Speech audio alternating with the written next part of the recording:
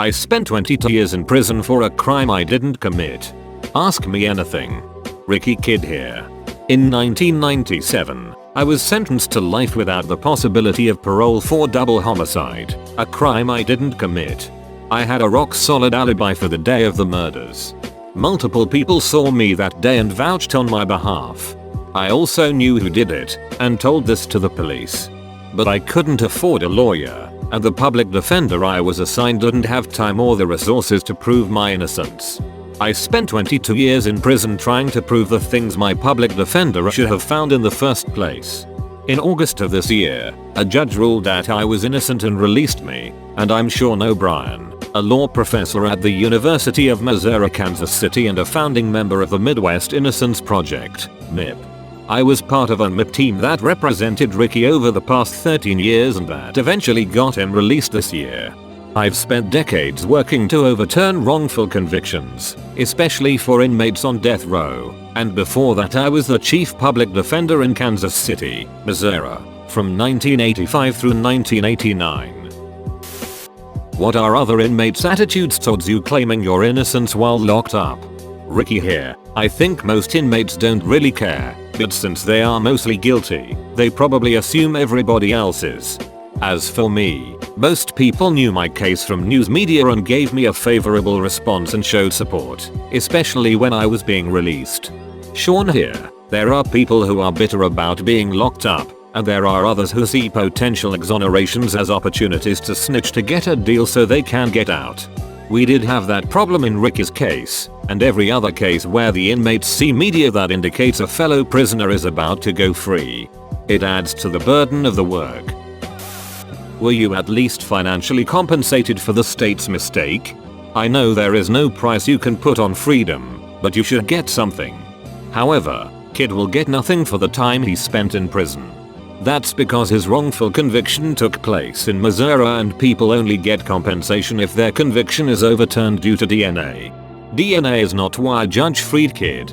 Ricky, when the state offers no compensation, we are essentially on our own.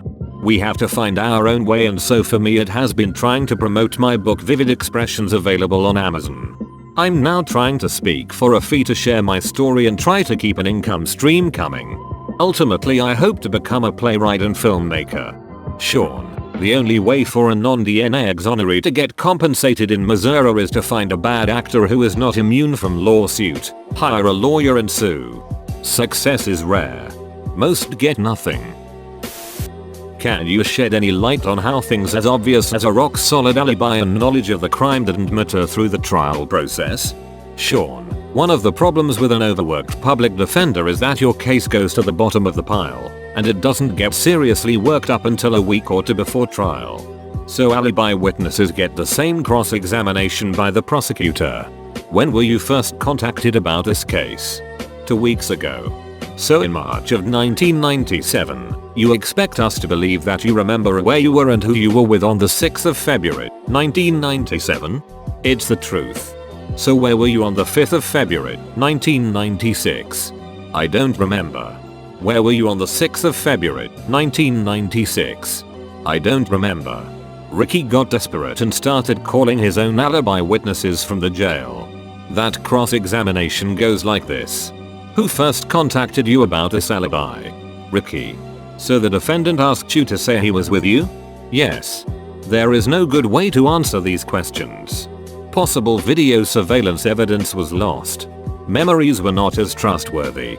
Fresh investigation is essential for a credible alibi defense. With an overburdened public defender system, Missouri prosecutions are alibi proof. What do you think of all the changes that have occurred for the past 22 years, that is technology, cars, fashion, architecture, etc.? Had a guy that did 16 years I became friends with after he got out, and it was an adjustment for him for sure. Had to help him reintegrate back into society. I'm just curious how others see it as well. Ricky, I love GPS. I love hotel keycards. I love self-checkout at the store. I love Apple products. I love Uber and Lyft. So I have no complaints. My comprehension is pretty strong, so I haven't done bad in these areas. But for where I do fall short, my youngest daughter often comes to the rescue. What was the first meal you ate when released? Ricky, steak. Filet mignon. Fries, onion rings and a cold one at Fiorello's Jack Stack barbecue with 30 friends and family, and they camped the whole tab. Glad you got some Jack Stack. How about some Josins that didn't even exist when you went in? Genuinely want to ask, what are the foods and other things you appreciate now that you're out? Ricky, fresh fruit, fresh vegetables, and a Starbucks coffee, vanilla bean frappe with a double shot espresso, thanks to my daughter. Why is the appeal process so lengthy? I've seen quite a few cases that the person was clearly innocent but it still took like 10 years or more to get the person out of prison, like in your situation. I'm so sorry you had to go through all of that. Do you think the appeal process will improve? Sean, I teach a 3-credit-hour advanced law school course in post-conviction remedies that still doesn't come close to answering this question. In a nutshell, procedural technicalities. You hear about criminals getting off on technicalities. That is rare. What is more common is that prisoners lose appeals because they have inadequate public defenders. The procedures are complex, and it takes money to hire the lawyers and acquire the resources to get justice.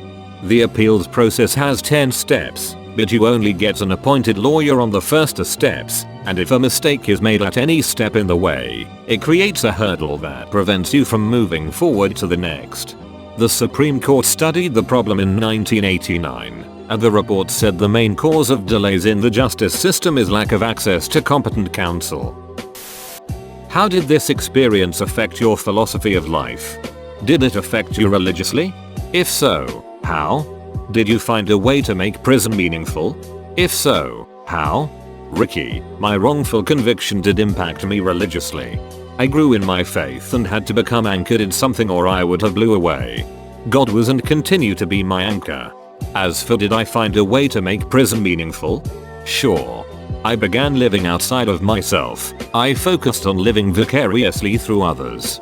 I created prison programs. I trained dogs. I wrote books and plays and movie scripts. I studied the issues of injustice and now I'm putting all that into play.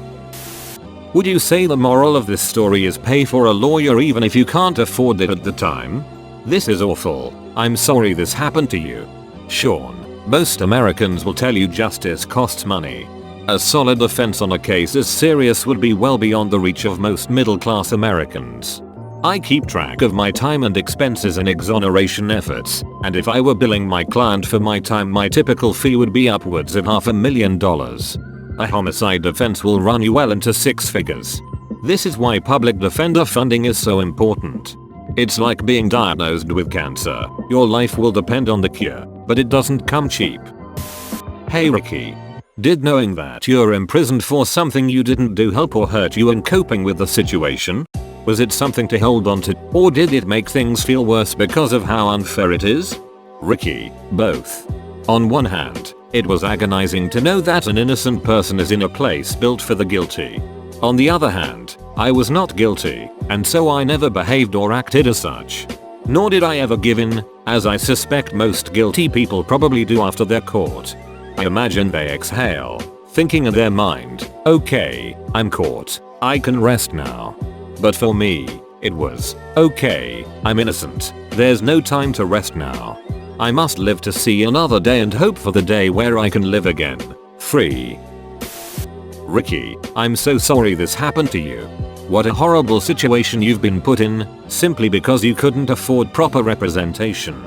Before going to prison, what did you want to be when you grew up? What helped you through your time in prison, knowing your innocence? How are you today? Resentful, determined, angry? Finally, I wish you all the success in the world. I cannot imagine what you've been through and I am hopeful for the future when this work pays off and nobody ever has to live what you lived through, again. Ricky, when I was little I wanted to be a chef. But as I got older, I just wanted to be loved. So, I sold drugs because money brought me things, and things brought me adoration and fake love. When I went to prison, I had to re-examine myself. I took a picture of when I was 3 and asked him, what do you want to be? What do you want me to do for you? The answer has shown in my growth and development as well as some of the work that I now do.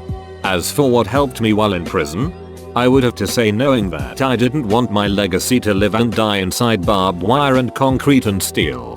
Today, I am well. I'm free. I feel alive. And most certainly determined to spend the rest of my life making a difference in others. Thank you for your good wishes and thoughtful questions. Yippee, you've made it all the way to the end.